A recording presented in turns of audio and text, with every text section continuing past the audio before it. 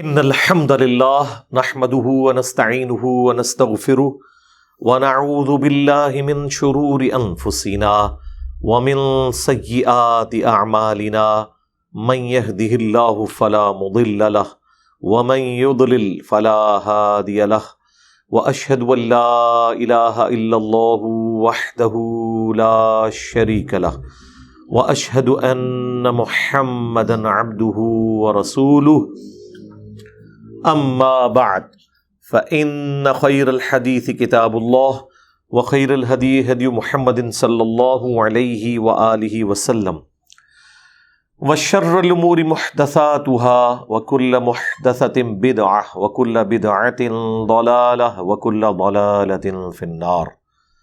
أعوذ بالله السميع العليم من الشيطان الرجيم من همزه ونفخه ونفثه بسم الله الرحمن الرحيم رب اشرح لي صدري ويسر لي أمري واحلل عقدة من لساني يفقهوا قولي بسم الله الرحمن الرحيم إن الله وملائكته يصلون على النبي يا أيها الذين آمنوا صلوا عليه وسلموا تسليما اللهم صل على محمد وعلى آل محمد كما صليت على إبراهيم وعلى آل إبراهيم إنك حميد مجيد اللهم بارك على محمد وعلى آل محمد كما باركت على إبراهيم وعلى آل إبراهيم إنك حميد مجيد اللهم ربنا آتنا في الدنيا حسنة وفي الآخرة حسنة وقنا عذاب النار ربنا آتنا من لدنك رحمة وهيئ لنا من أمرنا رشدا لا إله إلا أنت سبحانك إني كنت من الظالمين حسبنا الله ونعم الوكيل يا حي يا قيوم برحمتك أستغيث ولا حول ولا قوة الا باللہ العلی العظیم آمین. الحمدللہ آج 30 اکتوبر 2022 کو سنڈے کے دن ہماری یہ قرآن کلاس نمبر 132 منعقد ہونے جا رہی ہے. انشاءاللہ آج سورۃ الانفال کی آیت نمبر 63 سے آنورڈ سٹارٹ لیں گے. امید ہے آج انشاءاللہ ہماری سورۃ الانفال مکمل بھی ہو جائے گی انشاءاللہ. پچھلی دفعہ گفتگو کنکلوڈ ہوئی تھی سورۃ الانفال کی آیت نمبر 62 کے اوپر. اعوذ باللہ من الشیطان الرجیم بسم اللہ الرحمن الرحیم وَإِن يُرِيدُوا أَن يَخْدَعُوكَ، اور اے نبی اگر وہ ارادہ کریں آپ کو دھوکہ دینے کا، فَإِنَّ حَسْبَكَ اللَّهُ، تو بے شک اللہ آپ کے لیے کافی ہے، آپ کا کارساز ہے. هُوَ الَّذِي أَيَّدَكَ بِنَصْرِهِ وَبِالْمُؤْمِنِينَ، وہی اللہ ہے جس نے آپ کے ہاتھ مضبوط کیے اپنی طرف سے مدد فرما کر اور مومنین کے ذریعے. ظاہر اس باب میں ظاہر ہے صحابہ کرام اہل بیت آپ کے ساتھ اٹیچ تھے. اللہ تعالیٰ کے لیے تو کوئی پرابلم نہیں، اللہ تعالیٰ تو انبیاء کے بغیر بھی اپنی توحید کا غلبہ کر سکتا ہے، لیکن یہ اس کی سنت ہے کہ وہ اہل ایمان کے ذریعے قربانیاں دلواتا ہے تاکہ جنت کی ابدی نعمتوں کا انہیں حقدار کرے. تو دنیا کو اللہ تعالیٰ نے اسباب کے ساتھ جوڑا ہوا ہے. تو اللہ تعالیٰ فرما رہا ہے کہ اگر یہ لوگ آپ کے ساتھ دھوکہ کریں، چاہے منافقین چاہے آپ کے مخالفین، تو آپ نے ٹینشن نہیں لینی. اللہ تعالیٰ نے اپنی طرف سے آپ کی مدد فرمائی اور آپ کو جانثار ساتھی بھی دیے، یعنی معجزانہ طور پر بھی آپ کی مدد فرمائی گئی. آپ علیہ السلام جب مکے سے ہجرت کر کے نکلے ہیں تو وہ اللہ تعالیٰ کی طرف سے خاص مدد تھی. پھر غار ثور کے اندر جس طریقے سے اللہ تعالیٰ نے کافروں کے چنگل سے نبی علیہ السلام کو نکالا، وہ خالصتاً اللہ تعالیٰ کی غیبی مدد تھی. اور پھر نبی علیہ السلام کے جو جانثار ساتھی جو ہمیشہ آپ کے ساتھ رہے، انہوں نے اپنی جان کی بھی پرواہ نہیں کی، مال بھی رسول اللہ کے قدموں پر لوٹایا صلی اللہ علیہ وآلہ وسلم. تو یہ سارے کے سارے جو اہل ایمان آپ کے ساتھ اٹیچ ہیں، تو اللہ تعالیٰ اسے اپنی طرف منسوب کر رہا ہے کہ یہ اللہ نے آپ کی مدد فرمائی ہے ان ساتھیوں کے ذریعے.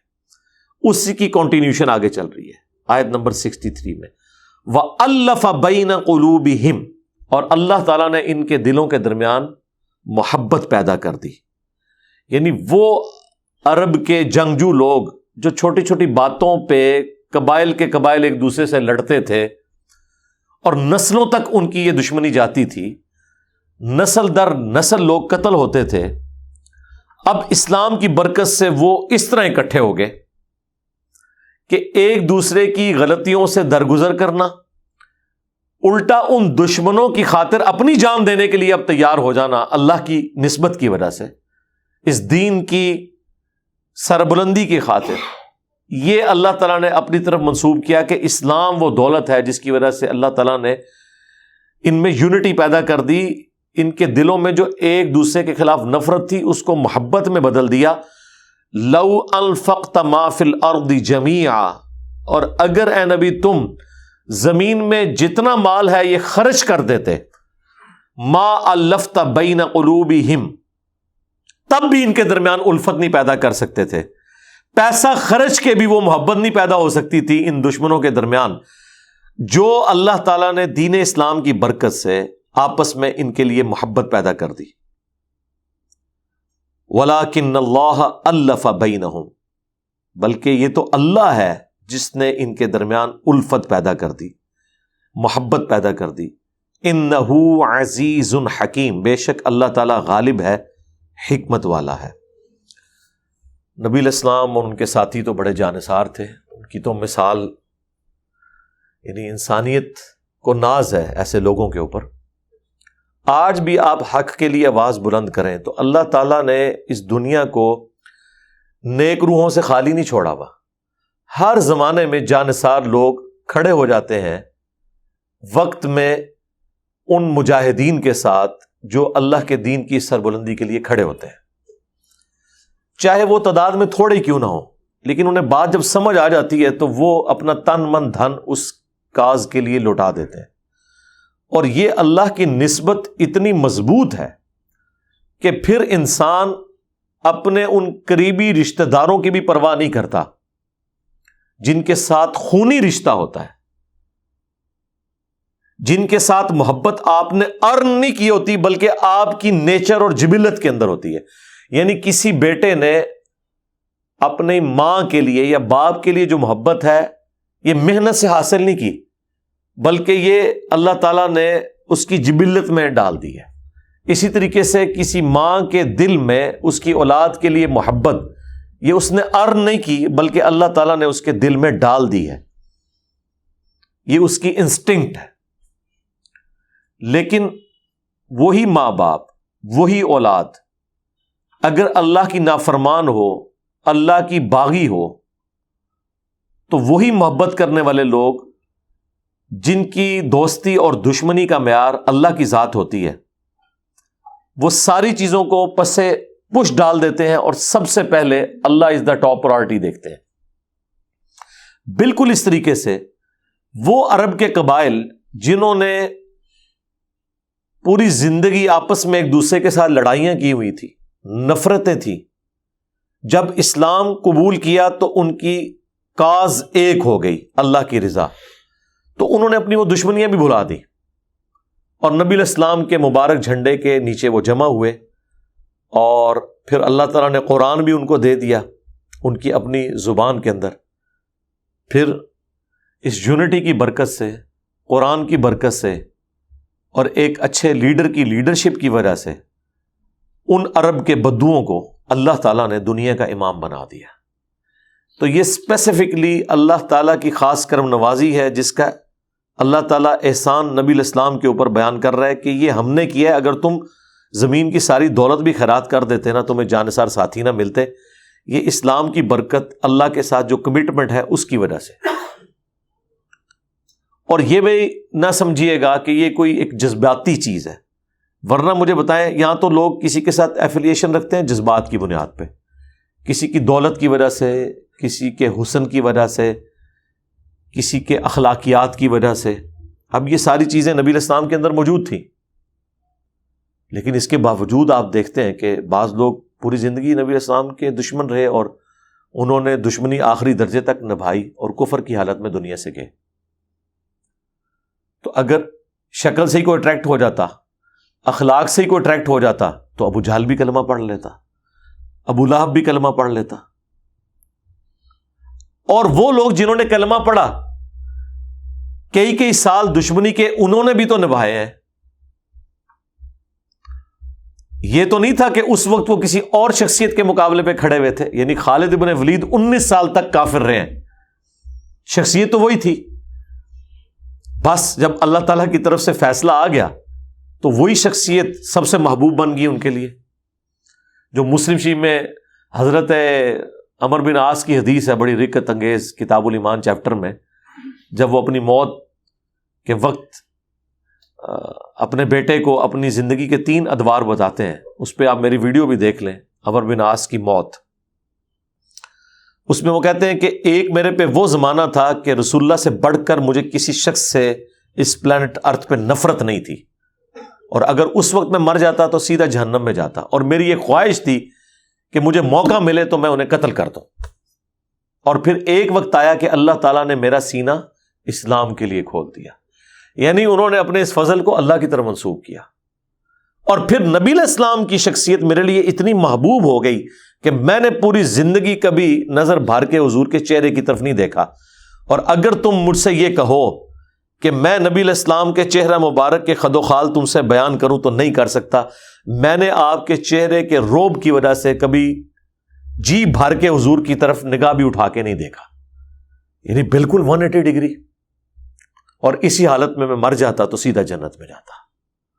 اور پھر میری زندگی میں ایک تیسرا دور آیا جس میں مجھ سے کچھ ایسے معاملات ہوئے. اب میں اللہ سے امید کرتا ہوں کہ اللہ تعالیٰ میری غلطیوں سے درگزر کرے، اور جب میں مر جاؤں تو میری لاش کے ساتھ کوئی نوحہ کرنے والی نہ لے کر جانا، نہ آگ لے کر جانا. اور جب مجھے دفنا چکو تو میری قبر کے اوپر پانی چھڑک دینا، اور اتنی دیر قبر پہ بیٹھے رہنا جتنی دیر ایک اونٹ کا گوشت نہر کر کے تقسیم کیا جاتا ہے، یعنی آلموسٹ 2.5-3 گھنٹے، تاکہ میں اپنی قبر کے ساتھ مانوس ہو جاؤں اور اللہ کے آئے ہوئے فرشتوں کو جواب دے سکوں. یہ صحیح مسلم میں 321 نمبر حدیث ہے. تو اس میں یہ بھی الفاظ ہیں. عمر بن عاص کہتے ہیں کہ جب نبی علیہ السلام پہ ایمان لانے کے لیے میں پیش ہوا تو حضور نے اپنا دایاں ہاتھ آگے بڑھایا. ظاہر ہے اس وقت قبائلی سسٹم تھا اور ہاتھ میں ہاتھ دے کے بیعت کی جاتی تھی، تو میں نے بھی حضور کی طرف اپنا دایاں ہاتھ کیا، اور جب قریب پہنچا تو میں نے کھینچ لیا. تو حضور نے کہا عمر یہ کیا؟ تو کہا یا رسول اللہ مجھے پہلے گارنٹی دیں کہ میرے پرانے سارے گناہ معاف جو میں نے اسلام کے خلاف سازشیں کی. تو نبی علیہ السلام نے کہا کہ عمر تجھے نہیں پتا کہ حج مبرور پچھلے سارے گناہوں کو معاف کر دیتا ہے، اور ہجرت لانا پچھلے ہوئے سارے گناہوں کو معاف کر دیتا ہے، اور ایمان لے کر آنا اگلے جتنے گناہ ہو چکے ان کو معاف کر دیتا ہے. وہ کہتے ہیں حضور نے جب گارنٹی دی مجھے تو پھر میں نے نبی علیہ السلام کے مبارک ہاتھوں میں ہاتھ دیا. تو یہ حدیث مجھے اس لیے یاد آئی کہ دیکھیں کہ زندگی کا ایک پیریڈ ہے جو دشمنی میں ہے، 19 سال کی دشمنی ہے. ایک دن دونوں مسلمان ہوئے ہیں، خالد بن ولید اور عمر بن عاص. یہ بڑے جگری یار بھی تھے. ایک بیسٹ پلانر عمر بن عاص اور ایک بیسٹ جنگجو خالد بن ولید رضی اللہ تعالی عنہما وعلیہم السلام. اور جب ایمان قبول کیا تو نبی علیہ السلام سب سے بڑھ کر ہو گئے. تو یہ اللہ تعالیٰ ہمارے ہم نے محبت ڈالی ہے ان کے دل میں. اللہ تعالیٰ غالب ہے، حکمت والا ہے. یا ایھا النبی، اے اللہ کے نبی، حسبک اللہ، اللہ آپ کو کافی ہے، ومن اتبعک من المؤمنین، اور جو آپ کی اتباع کرنے والے مومنین ہیں نا ان کے لیے بھی اللہ کافی ہے. ایک معنی یہ ہے اس کا کہ آپ بھی اللہ پر بھروسہ کریں، جو سورہ آل عمران میں آیا کہ اہل ایمان کو جب خبر پہنچی کہ کافر ان کے خلاف سازشیں کر رہے ہیں تو انہوں نے پکارا حسبنا اللہ و نعم الوکیل، ہم نے اللہ ہی پر بھروسہ کیا، وہی بہتر کارساز ہے. اور صحیح بخاری میں ہے کہ حضرت ابراہیم خلیل اللہ کو جب آگ میں پھینکنے لگے تھے تو انہوں نے یہی پڑھا تھا حسبنا اللہ و نعم الوکیل. اور پھر ابن عباس ساتھ فرماتے ہیں کہ تمہارے نبی پہ بھی جب مشکل وقت آتا تھا وہ کہتے تھے حسبنا اللہ و نعم الوکیل. یہ صحیح بخاری میں 4563 نمبر حدیث ہے. ہم نے اپنے صبح و شام کے اذکار والے جو کارڈ ہے اس کے اوپر بھی ڈالی ہوئی ہے یہ حدیث. نبی الاسلام کا یعنی یہ ایک وظیفہ تھا. تو اللہ بہتر کارساز ہے. اے نبی اللہ آپ کے لیے کافی ہے اور ان کے لیے بھی جو اہل ایمان ہے. یہ بھی معنی درست ہے اور یہ معنی بھی درست ہے کہ آپ کے لیے اللہ بھی کافی ہے اور جو آپ کے جانثار ساتھی ہیں نا وہ آپ کے لیے کافی ہیں. آپ کے ساتھ اگر منافقین دھوکہ کر رہے ہیں اور آپ کے مخالفین ہیں تو اللہ نے آپ کو جانثار ساتھی بھی تو دیے ہیں. ٹھیک ہے, یہ آپ کے لیے کافی ہیں. یہ بیک وقت دونوں معنی درست ہیں کیونکہ یہ آیات کے اندر بیٹھ رہے ہیں. آگے مزید اس کی ایکسپلینیشن آ جائے گی. یا ایھا النبی, اے نبی, حرض المؤمنین علی القتال, اہل ایمان کو ابھاریں قتال پر. اب ظاہر ہے مشکل دور شروع ہو گیا. پہلے تو صرف تہجد, نمازیں, قرآن سننا سنانا, رات کا قیام تھا. اب دن کا قیام شروع ہوا جاتا ہے. آپ دیکھیں کہ مدنی زندگی تو نبی الاسلام کی ایک دن بھی سکون سے نہیں گزری, ہر وقت تکلیف. مکے میں تو بنو ہاشم ظاہر ایک عالی خاندان تھا, پھر اس کی سرپرستی جو ہے نبی الاسلام کو حاصل تھی. پہلے ابو طالب, اس کے بعد عباس بن عبد المطلب نبی الاسلام کی پشت پہ کھڑے ہوئے تھے. یہ آپ کو مکے میں جتنا ملتا ہے نا کہ مسلمانوں پہ تکلیفیں آئیں, یہ سارے غلاموں پہ اور غریب لوگوں پہ آتی تھی. ہاں, جو بڑے قبیلوں کے لوگ تھے ان پہ اکا دکا واقعات ہوئے ہیں. ادروائز قبائلی سسٹم اتنا سٹرونگ تھا کہ ان کے لیے پہلے قبیلہ ہوتا تھا, بعد میں دین ہوتا تھا. اس لیے نبی الاسلام کی پشت پہ کھڑے رہے. بیعت عقبہ ثانیہ ہوئی ہے جس کے اگینسٹ نبی الاسلام کو ہینڈ اوور کیا گیا انصار مدینہ کو, تو اس میں حضرت عباس بن عبد المطلب جو ہے وہ ہینڈ اوور کرنے آئے. اس وقت انہوں نے اسلام قبول نہیں کیا تھا اور انہوں نے کتنی گارنٹی لی تھی انصار مدینہ سے کہ اگر تم حفاظت کر سکتے ہو تو میں اپنے بھتیجے کو بھیجوں گا, اور یہ بھی چونکہ یہ جانا چاہتے ہیں اس لیے میں بھیج رہا ہوں, ادروائز ہمیں کوئی مسئلہ نہیں ہے, ہم اس کی حفاظت کریں گے. ٹھیک ہے, وہ قبائلی سسٹم تو تھا. تو نبی صلی اللہ علیہ وآلہ وسلم کے لیے مشکل وقت مدینے میں اس حوالے سے شروع ہوا کہ اب جنگوں کا دور شروع ہو گیا. دشمنی ظاہر ہے کہ اب میدان جنگ میں, ظاہر ہے میدان جنگ میں پھر جان جانے کا بھی خدشہ. ساتھی بھی فوت ہو جائیں تو سمجھ لیں آپ کے گھر ہی ایک قسم کی میت پڑ گئی. ظاہر ہے کہ لواحقین ہیں پیچھے. غزوہ احد میں مدینے کا شاید ہی کوئی گھر بچا ہو جس میں کوئی میت نہ گئی ہو.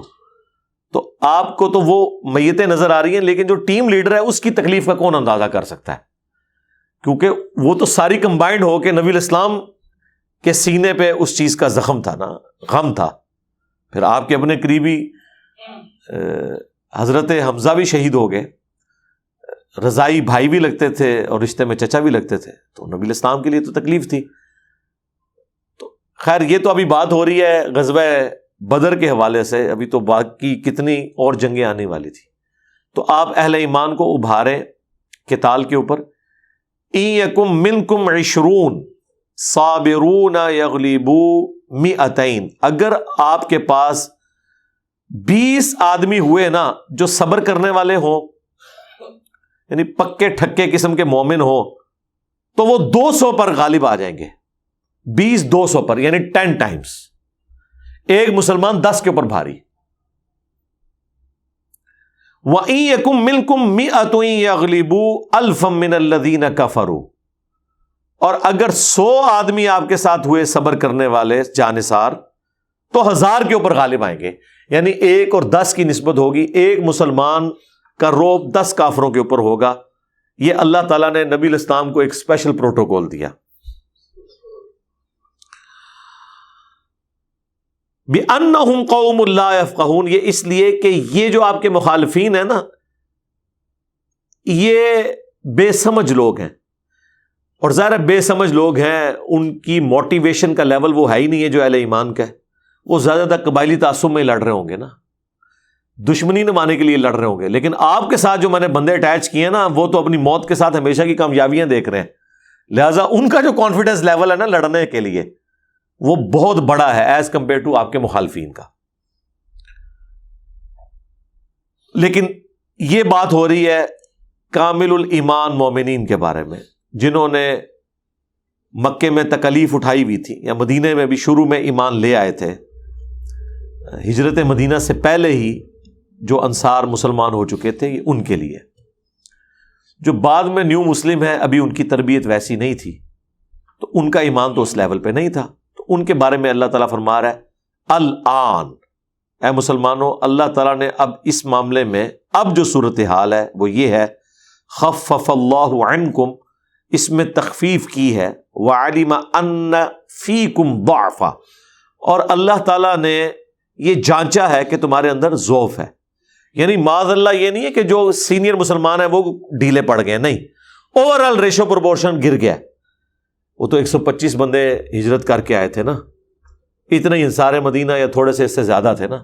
باقی جو لوگ مسلمان ہو رہے ہیں ساتھ ساتھ، اگر اوور آل 1000 بندہ مسلمان ہے، اس میں جو سینئر ہیں وہ تو 200-250 لوگ ہیں، تو ریشو پروپورشن تو گر گیا. ہاں وہ 250 تو 2500 پہ غالب ہو سکتے ہیں، لیکن ان کے بارے میں کیا کہیں گے جو باقی کے 700 ہیں، ان کا لیول وہ نہیں ہے.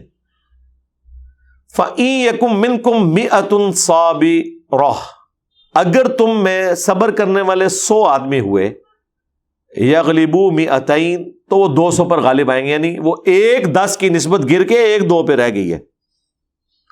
آپ کو یہ شعر ہی سنا رہے ہیں، آج بھی ہو ابراہیم سا ایماں پیدا، آگ کر سکتی ہے اندازے گلستان پیدا. سرکار یہ آگ نے جو اندازے گلستان پیدا جس زمانے میں کرنا تھا، اس زمانے میں ہی یہ 1-10 کی نسبت 1-2 پہ آ گئی ہے.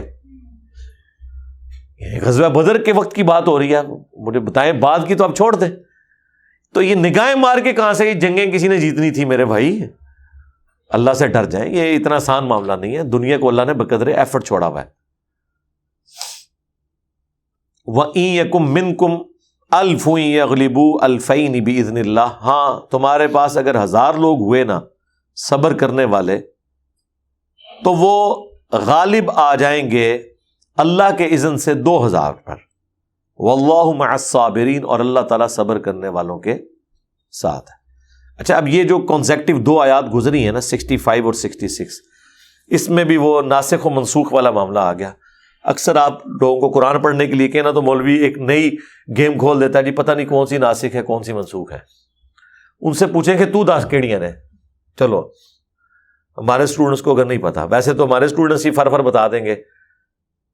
بمشکل 5 آیات ایسی ہیں قرآن کی جو منسوخ ہیں، یعنی جن کا حکم آج کی ڈیٹ میں باقی نہیں ہے. اس سے کیا فرق پڑتا ہے؟ اس کی ناسخ آیات قرآن کے اندر موجود ہیں، اور ان میں سے کوئی ایسی نہیں ہے جس کی وجہ سے کوئی مصیبت کھڑی ہو جائے یا کسی کے عقیدے میں کوئی فرق پڑ جائے. مثلا پہلے آیا تھا سورۃ البقرہ میں کہ جس شخص کی موت کا وقت قریب آئے تو اس پہ لازم ہے کہ وصیت لکھوا دے. پھر سورۃ النساء میں اللہ تعالیٰ نے وراثت کے قوانین نازل فرما دیے کہ اس ریشو پروپورشن سے وراثت تقسیم ہوگی.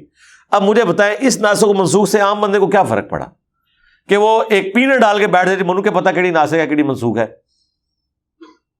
بھئی آپ کو جتنی پتہ ہے نا آپ اس کے اوپر عمل کریں، اس کے مطابق عقیدہ رکھیں.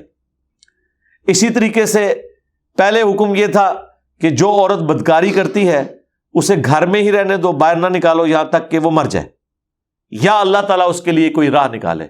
پھر اللہ تعالیٰ نے سورہ النور کے اندر اس کے لیے راہ نکال دی کہ جو زانی ہے اس کی سزا کیا ہے. اسی طریقے سے یہ بھی ایک موقع ہے قرآن حکیم میں جہاں پہ اللہ تعالیٰ نے پہلے تو ریشو پروپورشن بتائی تھی 1 اور 10 کی، اور بعد میں وہ 1 اور 2 کے اوپر رہ گئی. اب تو خیر اس سے بھی نیچے آ چکی ہوگی، شاید الٹ ہی نہ ہوگی ہو، کیونکہ اہل ایمان بھی منافقین ہی تقریباً ہو چکے ہیں، صرف کلمہ کوئی مسلمان ہے. اسی طریقے سے پارہ نمبر 28 میں چل کے آئے گا کہ حکم نازل ہوا کہ نبی علیہ السلام سے کوشچن کوئی کرنا ہے تو پہلے صدقہ کرو پھر آپ سے سوال پوچھو، کیونکہ نبی الاسلام کو تکلیف دیتے تھے. ہر کوئی بندہ جو ہے وہ لادہ لے کے کھڑا ہو جاتا تھا مسئلہ میں، حضور ذرا میرا بھی ایک مسئلہ دس دو. اب ظاہر ہے نبی الاسلام ڈسٹرب ہو رہے تھے اس کی وجہ سے، تو اللہ تعالیٰ نے فرمایا کہ پہلے صدقہ کرو، ایک کوشچن کے لیے اتنا صدقہ اور خیرات کرو، پھر تم سوال کرو. پھر اللہ تعالیٰ نے وہ حکم بھی اٹھا لیا کہ نہیں ٹھیک ہے، اب ان کو سمجھ آ گئی ہے. یہ وہ ناسخ و منسوخ ہیں جس کو یہ لے کے تو اتنی بڑی ایک مصیبت کھڑی کرنے کی کوشش کرتے ہیں. اب آ رہا ہے جی غزوہ بدر کے جو قیدی تھے ان کے بارے میں جو نبی الاسلام نے صحابہ کے ساتھ مشورہ کر کے ڈیسیژن کیا. اگرچہ اس میں حضرت عمر کی رائے ذرا ڈیفرنٹ تھی، وہ تھوڑے ہارڈ لائنر تھے، باقی تو نبی الاسلام کی تو طبیعت آپ کو پتہ نرم تھی. نبی الاسلام نے ایک اجتہاد کیا جس کو اللہ تعالیٰ نے پسند نہیں فرمایا، اور اس کے اوپر گرفت اس لیے نہیں کی کہ وہ اجتہاد پہ ہی بات چھوٹی ہوئی تھی. جو چیز اجتہاد کے اوپر ہو تو نبی کے کیس میں اللہ تعالیٰ اس کی ریمیڈی فرما دیتا ہے، لیکن اس کے اوپر گرفت نہیں فرماتا. اور انبیاء کی یہی خوبی ہے، وہ معصوم اس لیے ہیں کہ اگر ان سے کہیں پر کوئی اجتہادی خطا جو گناہ نہیں ہوتی ہو جائے تو اللہ تعالیٰ وحی کے ذریعے ریمیڈی کر دیتا ہے. ما کان لنبی ان یکون لہ اسرا، کسی نبی کے لیے یہ مناسب نہیں، بلکہ اس کا ترجمہ یوں بنے گا کہ نبی کے لیے یہ مناسب نہیں تھا کہ ان کے پاس جنگی قیدی ہوتے، حتی یثخن فی الارض، یہاں تک کہ زمین میں غلبہ حاصل نہ ہو جائے، یعنی عرب کی سرزمین میں. سورہ قتال جسے سورہ محمد بھی کہتے ہیں صلی اللہ علیہ وآلہ وسلم، اس میں اللہ تعالیٰ کی طرف سے جہاد اور قتال کا حکم نازل ہوا تھا، اور اس میں اللہ تعالیٰ نے فرمایا تھا کہ جب جنگ ہو اور اس جنگ کے نتیجہ میں تمہارے پاس قیدی آئیں تو پھر تمہاری مرضی ہے، چاہے تو انہیں قید رکھو خواہ فدیہ لے کر چھوڑ دو. اور سورۃ البقرہ میں یہ آیات نازل ہو چکی ہوئی تھی کہ تم نے اس قتال کو جاری رکھنا ہے یہاں تک کہ دین کل کا کل اللہ کے لیے ہو جائے اور یہ فتنہ ایڈریس ہو جائے.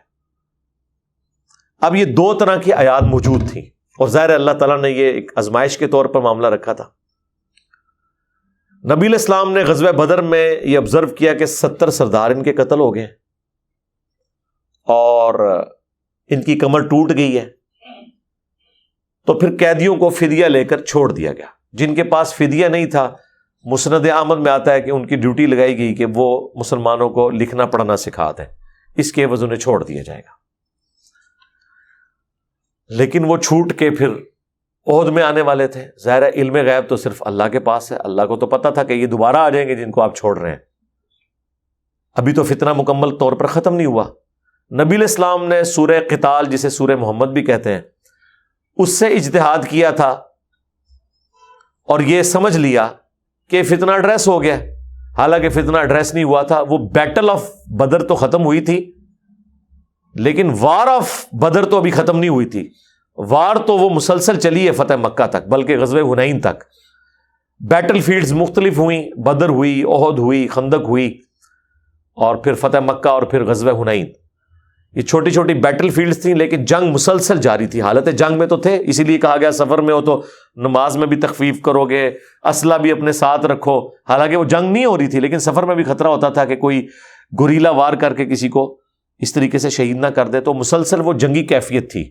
اگرچہ اس میں بیٹل فیلڈز جو ہیں وہ 2 ہجری کے اندر بدر ہوئی ہے، 3 میں احد ہوئی ہے، 5 کے اندر خندق ہوئی ہے، اور 6 میں صلح حدیبیہ ہوگی، 7 میں غزوہ خیبر، اور 8 میں فتح مکہ، اور 8 ہی میں غزوہ حنین بھی ہوئی، اور 9 میں غزوہ تبوک، وہ تو رومن امپائر کے خلاف تھی. تو نبی الاسلام نے اجتہاد یہ کیا کہ ٹھیک ہے ان قیدیوں کو چھوڑ دیا جائے.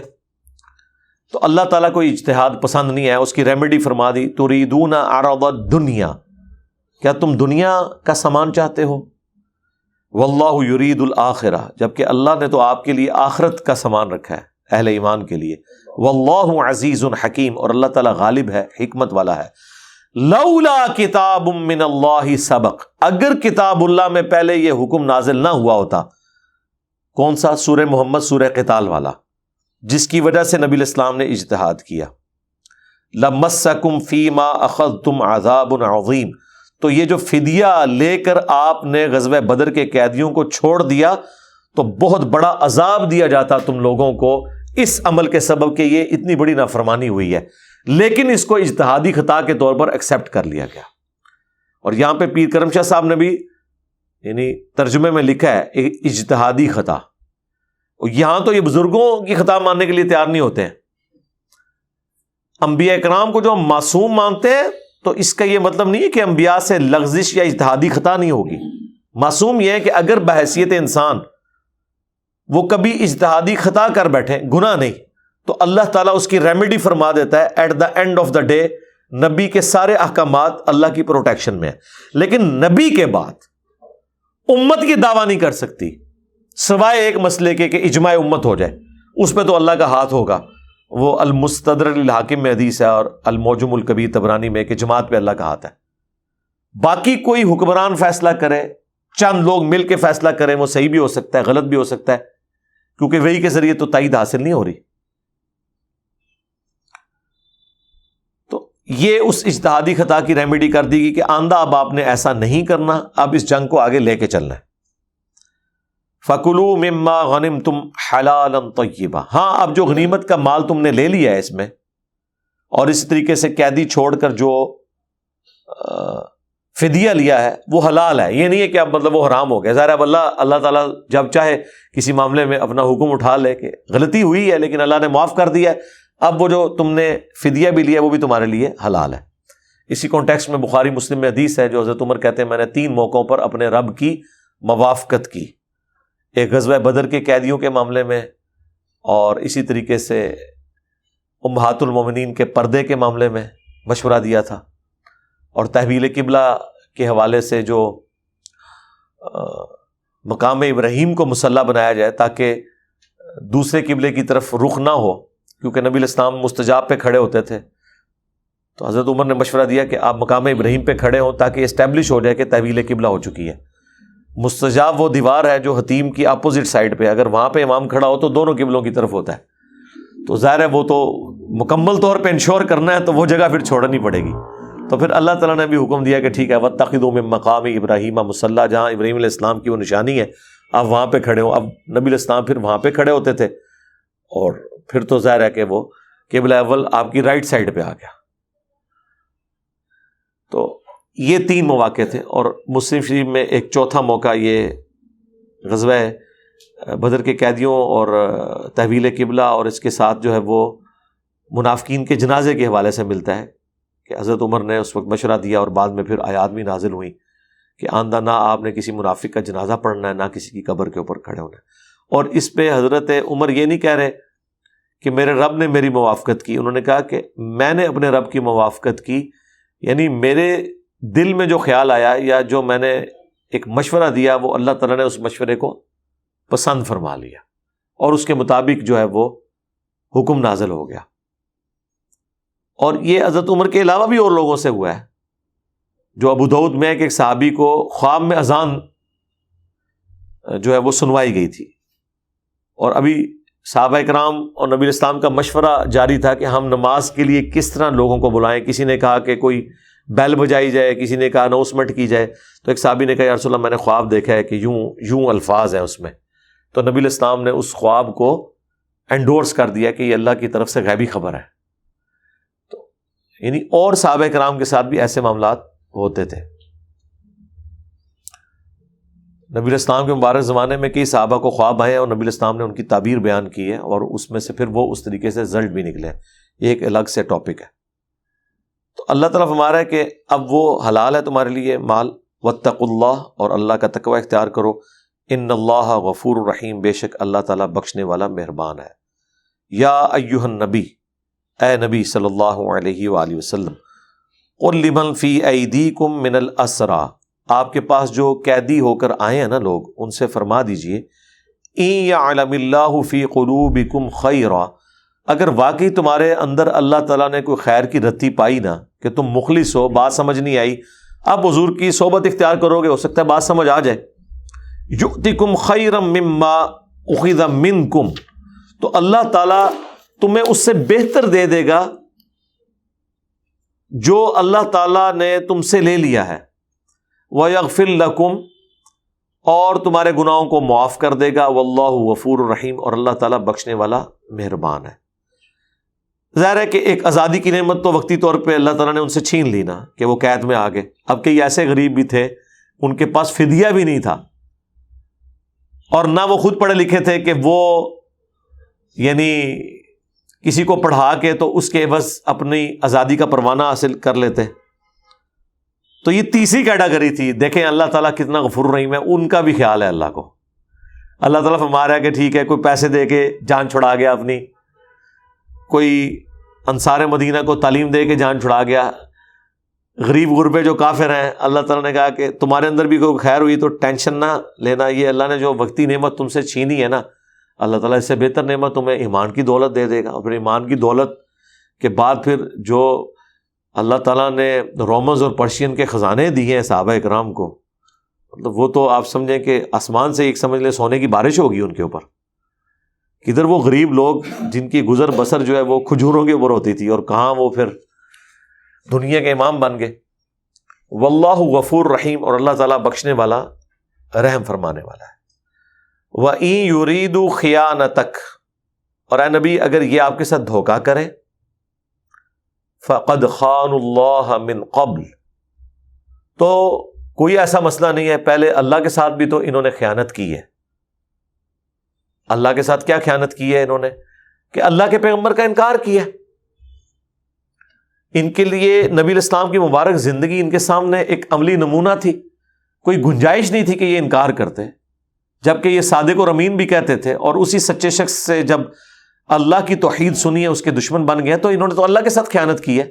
فَأَمْكَنَ مِنْهُمْ، تو دیکھو اللہ نے ان کو تمہارے قابو میں دے دیا۔ یعنی اے نبی آپ نے ٹینشن نہیں لینی، اگر یہ آپ کے ساتھ دو نمبری کریں گے نا تو دوبارہ آپ کے قابو آ جائیں گے، کیونکہ آپ کے ساتھ تو اللہ کھڑا ہوا ہے۔ اگر یہ آج دھوکہ دے کے چھوٹ بھی گئے تو دوبارہ آپ کے قابو میں آ جائیں گے، آپ بے فکر ہیں۔ واللہ علیم حکیم، اور اللہ تعالیٰ علم والا ہے، حکمت والا ہے۔ ان الذین آمنوا، بے شک وہ لوگ جو ایمان لے کر آئے، وہاجروا، اور انہوں نے اللہ کے لیے ہجرت کی، وجاہدوا باموالہم وانفسہم فی سبیل اللہ، اور اپنے مال اور اپنی جان کے ذریعے اللہ کی راہ میں جہاد کیا۔ بڑا مشکل کام ہے جی سرکار، جہاد کے لیے چندے اکٹھے کر کے لوگوں سے، لوگوں کے بچوں کو بھیجنا، یہ تو بہت آسان کام ہے۔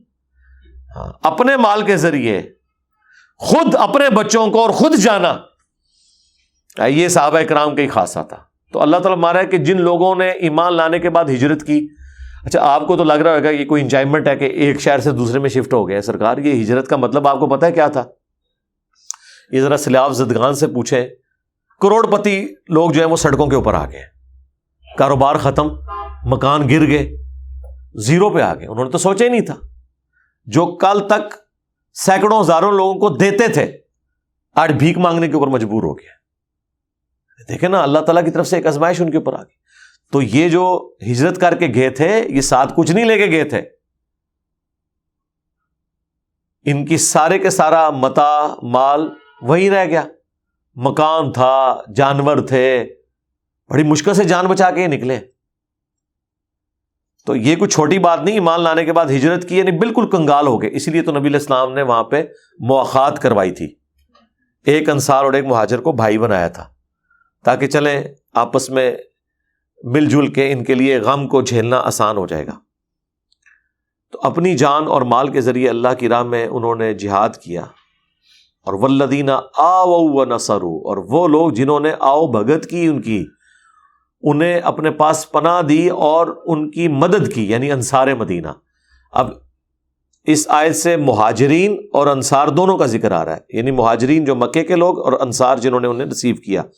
اولئک بعضهم اولیاء بعض، یہ بعض کے دوست ہیں، یعنی دوستی یہ ہے۔ دیکھیں عرب کے قبائلی سسٹم میں جہاں پہ لوگ اتنے مضبوط قبائلی سسٹم میں بندھے ہوئے تھے کہ وہ اپنے رشتہ داروں کے بدلے کے لیے مرنے مارنے کے اوپر اتر آتے تھے، انہی رشتہ داروں کو چھوڑ کر اب ان لوگوں کے پاس آ گئے ہیں جن کے ساتھ ان کا کوئی خونی رشتہ نہیں ہے، لیکن اللہ تعالیٰ نے ایمان کی دولت کی برکت سے ان کو ایک کر دیا، انصار اور مدینہ کو۔ آپ دیکھیں کس لیول کی قربانی ہے، کاروبار آدھا کر لیا، مکان آدھے آدھے کر لیے۔ یہ نہ سمجھیے گا کہ بہت کوٹھیاں تھیں ان کے پاس، یار بالکل چھوٹی چھوٹی ان کے، ایون اگر کسی کے پاس 2 بیویاں تھیں، ایک بیوی بھی کہا کہ دونوں میں سے ایک پسند کر لو، چھوڑ دیتا ہوں تمہارے لیے۔ دیکھیں کس لیول کی قربانی ہے یہ۔ میں کہتا ہوں نہیں، یہ سوچنا آسان ہے، یہاں تو لوگ اپنی جیب سے کسی کے اوپر لگانے کے لیے تیار نہیں ہوتے، اگر فالتو بھی رکھا ہوا ہو کنجوسی کر جاتے ہیں۔ اور جو پہلے ہی کنگال ہوں، مشکل سے 2 وقت کی روٹی کھا رہے ہوں، وہ اپنے ساتھ باقی لوگوں کو شیئر کرنے کے لیے تیار ہو جائیں، یہ بہت بڑی بات ہے۔ لیکن یہ چیز اب آلموسٹ مسلمانوں سے ناپید ہو چکی ہے۔ باقی ساری سنتوں پہ عمل ہو رہا ہے، آپ دیکھ لیں ہر سنت پہ عمل ہو رہا ہے، یہ سنت نہیں ہے۔ یہ جب برما کا ایشو ہوا تھا اس وقت بھی میں نے کہا تھا کہ یار کیا پاکستان میں کوئی مسلمان نہیں ہے جو انصار مدینہ بن جائے؟ کیا ہماری حکومت جو رونا پیٹنا ڈال رہی ہے، اور وہ آپ کو پتہ ہے کئی 3 نسلوں سے وہ کشتیوں میں رہ رہے ہیں سمندروں کے اندر، ان کے پاس نیشنلٹی نہیں ہے، زمین نہیں ہے، کشتیوں میں ہی رہتے ہیں، اسی میں ہی مٹی اوپر ڈالی ہوئی ہے، کھاتے ہیں اگاتے ہیں اپنی، کیا ان کی گزر بسر ہے؟ 2 وقت کی روٹی ان کے لیے، بس پوری زندگی کی جد و جہد ان کی یہ ہے۔ کوئی فیسلٹی نہیں، کوئی بجلی نہیں، کوئی پنکھا نہیں، کوئی ایئر کنڈیشن نہیں، کوئی فروٹ نہیں، بس 2 وقت کی روٹی کھاتے ہیں۔ ان کی شکلیں بتا رہی ہیں، ان کی صحتیں بتا رہی ہیں آپ کو۔ تو کیا مسلمان یہ قربانی نہیں کر سکتے؟ کتنے مسلمان ملک ہیں جن کے پاس اتنی جگہ پڑی ہوئی ہے۔ آپ صرف سعودیہ کو دیکھ لیں، پاکستان سے آلموسٹ 3 گنا ان کا آپ سمجھ لیں ایریا بنتا ہے، اور آبادی ان کی بمشکل 3 کروڑ تک ہے، ہماری 22 کروڑ ہے۔ اور ہم بھی نہ سمجھیے گا کہ ہمارے پاس جگہ نہیں ہے، ہمارا بلوچستان سارا خالی پڑا ہوا ہے۔ تو کیا یہاں پہ جگہ نہیں ان کو دی جا سکتی تھی؟ کیا فرق پڑتا ہے؟ اور میرے بھائی یہاں تو کراچی میں بیچارے ابھی تک وہ بنگلہ دیش کے لوگ، برما کے لوگ، ان کو ابھی تک نیشنلٹی ملی، ان کا بینک اکاؤنٹ نہیں کھلتا، ان کے پاس آئیڈینٹی کارڈ نہیں، اور کئی نسلوں سے بیچارے ادھر رہ رہے ہیں۔ یعنی یہ کون سی اتنی بڑی چیز ہے؟ یعنی اب تو ان کی ساری ایفیلیشن یہاں پہ ہیں، ان کے باپ داداؤں کی قبریں یہاں بنی ہوئی ہیں، قبرستان یہاں پہ ہیں، ان کو نیشنلٹی دینے سے ہمیں کون سی ہم چیز ونریبل؟ ان بیچاروں نے کہاں واپس پیچھے چلے جانا ہے، ادھر تو ان کو قبول ہی کوئی کرنے کے لیے تیار نہیں، وہ پاکستان نہیں ہے۔ لیکن اس سنت کے اوپر عمل کرنے کے لیے کوئی آج تیار نہیں ہے۔ والذین آمنوا، اور جو لوگ ایمان لے کر آئے، ولم یہاجروا، لیکن ہجرت نہیں کی، ما لکم من ولایتہم من شیء حتی یہاجروا، ان کا تمہارے ساتھ کوئی دلی رشتہ نہیں ہے یہاں تک کہ وہ ہجرت نہ کر لیں۔ یہ ہجرت تھی فرض۔ سورۃ النساء میں ہم پڑھ چکے ہیں کہ جو ہجرت نہیں کرے گا وہ منافق سمجھا جائے گا، چاہے وہ کلمہ گو بھی ہو، کیونکہ حکم آیا ہے کہ ایک جگہ سے آپ نے اب دعوت لانچ کرنی ہے، اب وقت قیام ہے، تو آپ جو ہے وہ اپنا ایمان چھپا کے بیٹھے رہیں گے؟ تو اللہ تعالیٰ مارا ہے کہ جو ایمان لائے لیکن انہیں ہجرت نہیں کی ہے نا، تمہارا ان کے ساتھ اب کوئی دلی رشتہ نہیں ہونا چاہیے جہاں تک کہ وہ ہجرت کریں۔ وَإِنِ اسْتَنصَرُوكُمْ فِي الدِّينِ، ہاں دین کے معاملے میں اگر وہ تم سے کوئی مدد طلب کریں، فَعَلَيْكُمُ النَّصْرُ، تو پھر تم ان کی مدد ضرور کرو، إِلَّا، ہاں مگر، عَلَىٰ قَوْمٍ بَيْنَكُمْ وَبَيْنَهُمْ مِيثَاقٌ، اگر کسی ایسی قوم کے ساتھ ان کا جھگڑا ہو جائے جن کے ساتھ تمہارا میثاق ہے، پھر تم نے اپنے مسلمان بھائیوں کی مدد نہیں کرنی۔ یہ بڑی کانٹے کی بات ہے۔ اگر UN کی ایک پالیسی کے تحت ملکوں کی باؤنڈریز میں ہم قوانین کے اندر جھگڑے ہوئے ہیں، اور کسی بھی ملک کے اندر مسلمانوں پہ ظلم ہوتا ہے، تو پھر ہم ان کی مدد نہیں کر سکتے جب تک کہ اعلانیہ جنگ ڈکلیئر نہ کریں، کیونکہ اوپر سے تو ہم نے ان کے ساتھ ایک ٹریٹی کی ہے۔ یہ ثبوت اس کا یہ ہے کہ جس قوم کے ساتھ تمہارا میثاق ہو جائے نا، وہ قوم اگر مسلمانوں پہ ظلم کرتی ہے تو پھر تم نے مسلمانوں کا ساتھ نہیں دینا اس قوم کے اگینسٹ، الا یہ، وہ پہلے سورۃ الانفال میں گزر چکا ہے کہ تم نے عہد ان کی طرف پھینک دینا ہے اور میثاق کو توڑ دینا ہے۔ ظاہر ہے میثاق تو توڑنا، پھر ظاہر ہے کہ میثاق میں تو آپ کے بھی بینیفٹس جڑے میں، یہ نہیں ہو سکتا کہ آپ ایک میثاق میں بھی بندھے ہوئے ہیں اور آپ گریلا وار بھی کریں. اس لیے مولانا مودودی نے مخالفت کی تھی 1948 میں کہ پاکستان کو اپنی فوجیں کشمیر میں داخل نہیں کرنی چاہیے. یہ وجہ نہیں تھی کہ وہ کہتے تھے کہ جہاد نہ کریں، وہ کہتے تھے آپ اوپنلی جنگ ڈکلیئر کریں. یہ نہیں ہے کہ اوپر سے آپ بندھے ہوئے ہیں اقوام متحدہ کی قراردادوں کے اندر اور اندر خانے آپ نے گریلا وار شروع کی ہوئی ہے. اور وہ گریلا وار دیکھ لیں پاکستان کے گھاٹے کیسے فٹ ہوئی ہے. آج FATF ہے. ایک زمانہ تھا جو چیز ہماری پالیسی تھی، آج وہ خود ہم مان رہے ہیں کہ ہمارا یہ جرم عظیم ہے اور ہم آئندہ نہیں کریں گے. تو پیڑے کما دے پیڑے نتیجے. تو قرآن و سنت کی روشنی میں تو وہ اس وقت بھی غلط تھا. اللہ کے فضل سے جو میری پہلی تفسیر ریکارڈ ہوئی تھی اس وقت تک گورنمنٹ پالیسی وہی تھی، اور میں نے اس وقت بھی کہا تھا یہ غلط ہو رہا ہے جو کچھ ہو رہا ہے. کشمیر میں پاکستان کی طرف سے مجاہدین نہیں جانے چاہیے. اس وقت نیا وہاں سے انہوں نے بلوچستان کے اندر اپنے گریلا وار لانچ کر دی تھی انڈیا نے. اور تو ہماری تو ختم ہو گئی ہے، ان کی ابھی تک جاری ہے. تو آپ دیکھ لیں اس کا غلط رزلٹ نکلا نا. تو اللہ تعالیٰ ہمارا جس قوم کے ساتھ تمہارا میثاق ہے، پھر وہاں پہ اگر مسلمانوں پہ ظلم ہوتا ہے تم نے پھر ان مسلمانوں کی مدد نہیں کرنی بلکہ عہد کی پاسداری کرنی ہے. اور اگر ان کی مدد کرنی ہے پھر تمہیں پہلے اعلانیہ عہد توڑنا پڑے گا. پھر اعلانیہ عہد توڑنے میں یہ نہ ہو کہ 4 بندوں کو بچاتے ہوئے 4 کروڑ لوگوں کی زندگی آپ سٹیک پہ لگا دیں. یہی ہماری جہادی تنظیمیں کرتی رہی ہیں نا، وہاں کام ڈال کے آتی رہی ہیں اور یہ گریلا وار کر کے باہر آ جاتے تھے. وہاں ہزاروں مسلمانوں کی زندگی مشکل میں تھے. وہ تو ہم سے پوچھیں نا، آپ وہاں کے کشمیر کے لوگ ان مجاہدین کے لیے کتنی دعائیں کرتے ہیں انورٹڈ کاماز میں. تو یہ کہنا آسان ہے. 22 کروڑ عوام کی لائف تو آپ سٹیک پہ نہیں لگا سکتے 22 لاکھ کے لیے بھی. تو یہ دیکھ لیں قرآن بالکل عقل کے مطابق چل رہا ہے کہ جو واقعی سمجھ آنے والی بات ہے. واللہ بما تعملون بصیر، اور اللہ تعالیٰ دیکھ رہا ہے جو کچھ تم کر رہے ہو. والذین کفروا، اور جنہوں نے کفر اختیار کیا، بعضهم اولیاء بعض، وہ بعض کے دوست ہیں. یعنی جس طرح مسلمان آپس میں دوست ہیں اس طریقے سے کافر بھی اپنی کاز کے اندر بعض کے دوست ہیں. الا تفعلوه تکن فتنة فی الارض وفساد کبیر.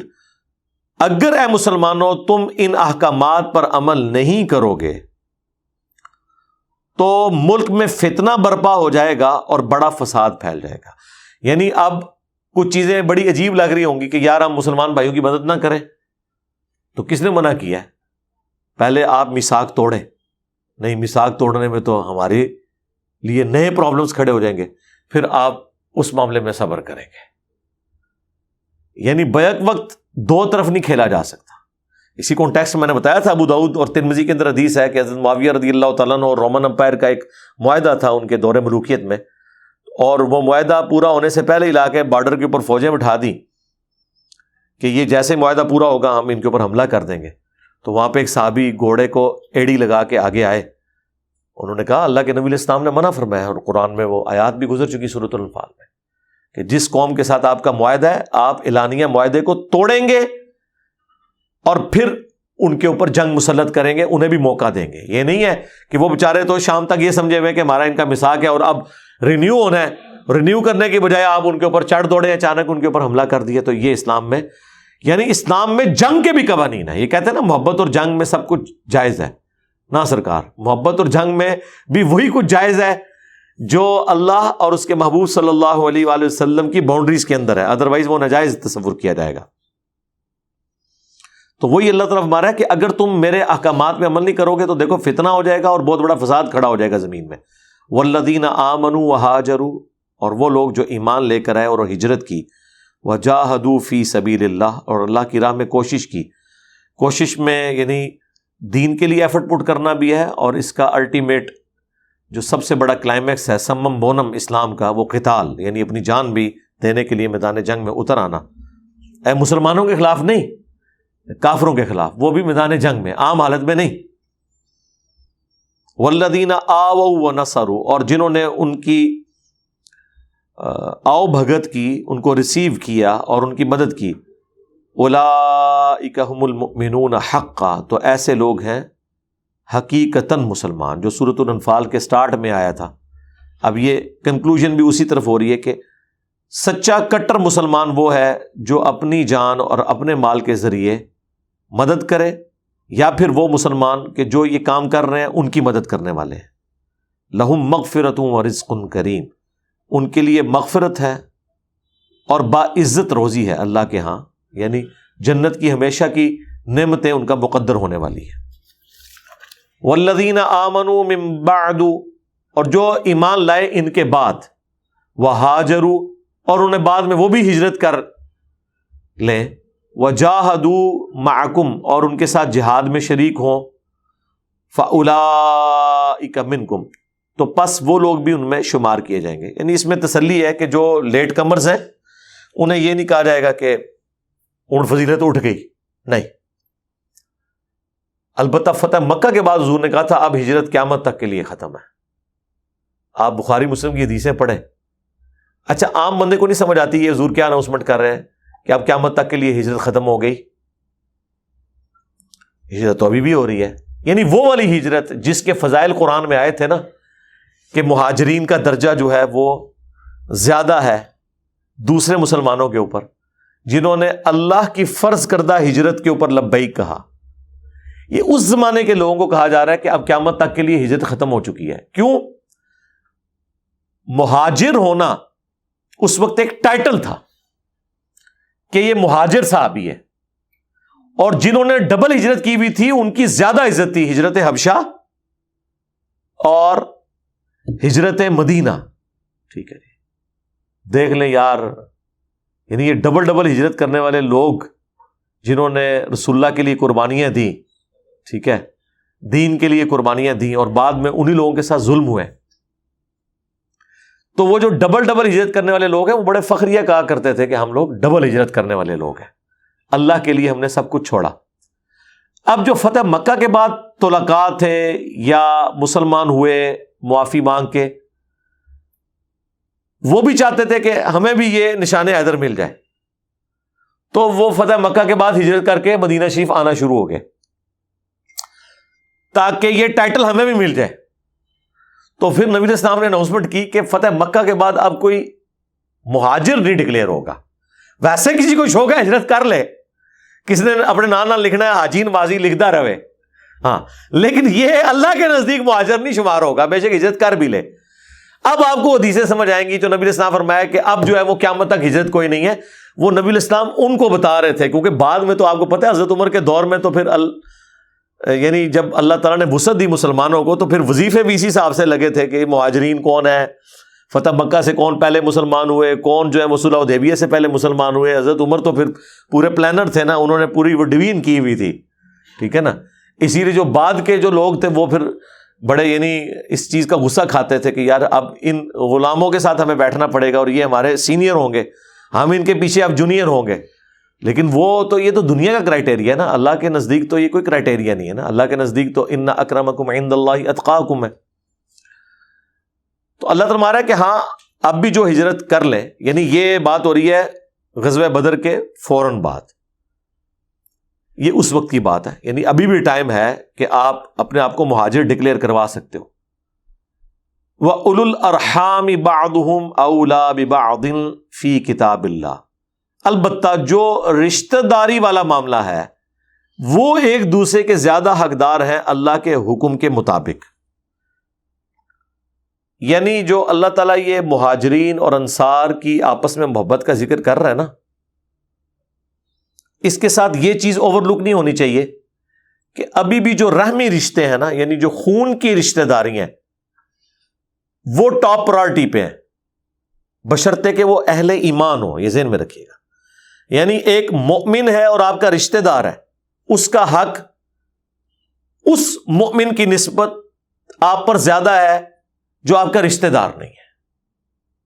یہ نہ ہو جس طرح یہاں بھی ہوتا ہے، لوگوں نے باہر یاریاں لگائی ہوتی ہیں اور بھائیوں کے ساتھ کتے بنے ہوئے ہوتے ہیں، بہنوں کے ساتھ کتے بنے ہوئے ہوتے ہیں، اور باہر جو ہے وہ لوگوں اور دوستوں کی بہنوں کے گھر کے معاملات بھی دیکھ رہے ہوتے ہیں، اپنی بہنوں کے ساتھ کتے بنے ہوئے ہوتے ہیں۔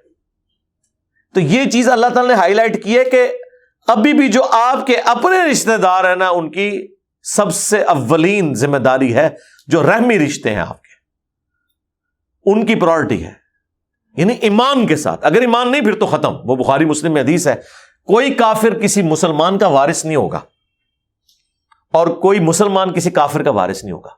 یعنی اگر کسی کے ماں باپ کافر ہیں نا تو اس کی وراثت مسلمان کو نہیں ملے گی. ہمیں تو اب کتنے سوال آتے ہیں، اب کتنے ہندو ماشاءاللہ مسلمان ہوئے ہیں انڈیا میں اس دعوت حق کی وجہ سے.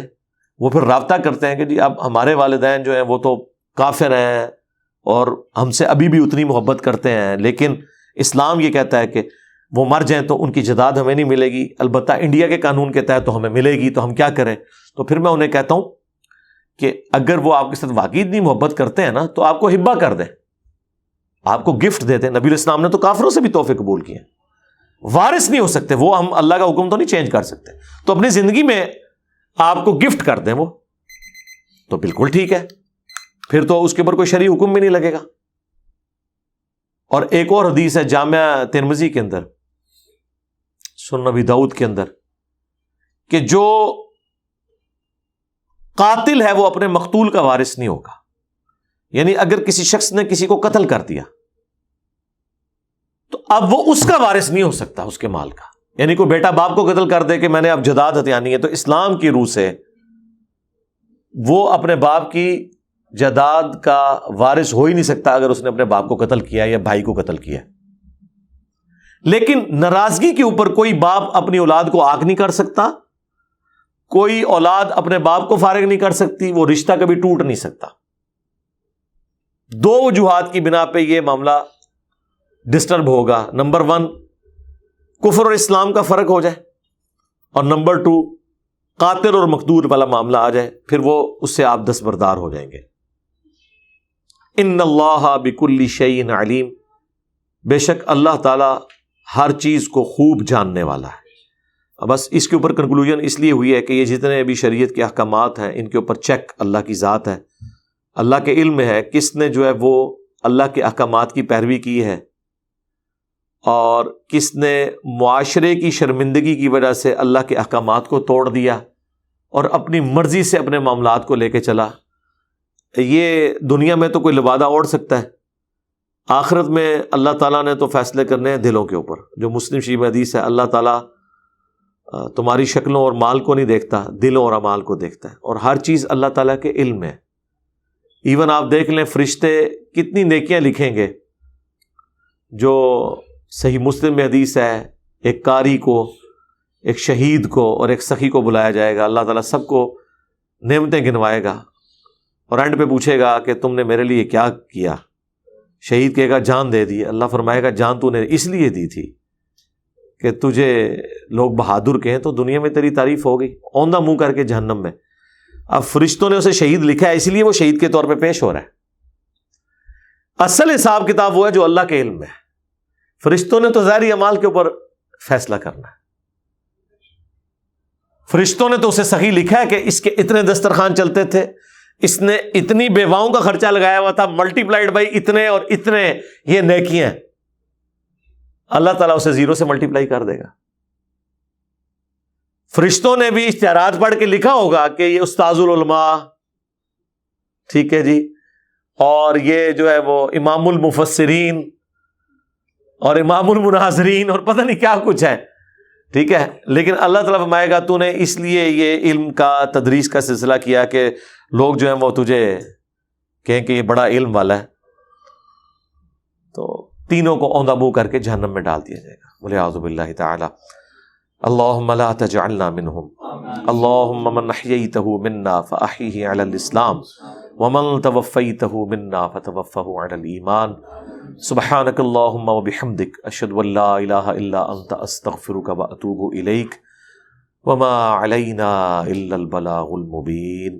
جزاکم اللہ خیرا.